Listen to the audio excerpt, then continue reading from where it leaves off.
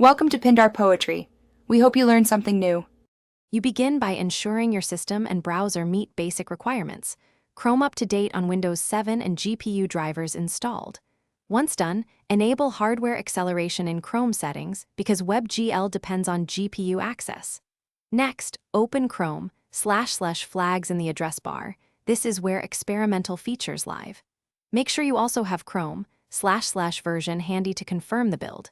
Now that prerequisites are set, proceed to explicitly enable Webgl flags. This is the essential first actionable step. Now you execute the detailed flag changes that turn Webgl on. In Chrome, // flags, type Webgl and GPU into the search box to surface relevant switches. Enable Override Software Rendering List to allow GPU features on blacklisted drivers, and enable Webgl draft extensions for broader compatibility. Make sure to leave other experimental flags alone unless you know them. When Chrome prompts, relaunch the browser so the changes take effect.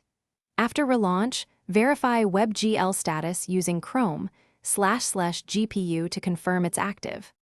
Finish by confirming Webgl runs and handling common failures. Open Chrome //GPU and check that Webgl is listed as hardware accelerated. This indicates success. If it still shows as disabled, update your GPU drivers, disable any use software rendering settings, and retry. You can also create a fresh Chrome profile to rule out extension interference, then test Webgl again.